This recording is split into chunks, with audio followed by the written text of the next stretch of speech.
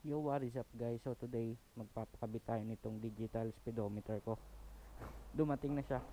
Kasi yung speedometer ko guys is nasira na. So ito siya. Ayan. Papakabit natin to. So ito pala yung luma natin guys. Ayan, kita nyo basag-basag na siya. Ayan. Papunta na tayo guys. Papakabit na natin yung digital speedometer ko. Ayan, may mga crack na siya yung panel. So dapat panel lang yung papalitan ko. Ito lang, kaso may nakita ko naka-sale. So binili ko na para maiba naman. So nasa 71,000 na din yun. Magse 72,000 na din to. So parang bago na siya ulit. Back to 00 na yung tinakbo ng smash ko. So update na lang ulit guys pag nandun na ako sa papakabitan ko, no? Okay.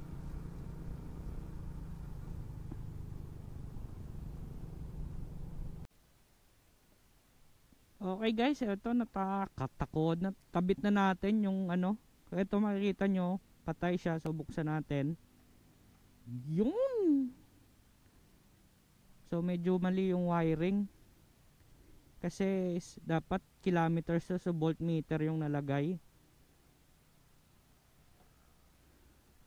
Tapos meron tayong kilometers, may gear, may paanda rin natin. Meron tayong gasoline, tapos syempre gears. Naka gear 1 tayo, tapos naka neutral. Tapos ito yung signal light. Ito din yung signal light, tapos paindar tayo ng ilaw. So ito, naka high beam siya. Ayan, nagbabawas yung gaso. Tapos ayan.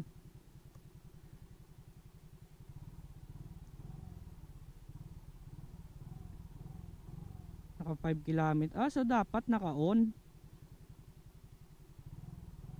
Ngayon nagbabago. Siguro mali yung wiring, boy. Naka 5.9 kilometers na, pero pagpatay, ayun, bumalik. Okay. So ayun lang guys. Thank you ulit sa panonood. So pag pakabit pala nito, hindi siya plug and play. May papalitan kayong isang wire lang.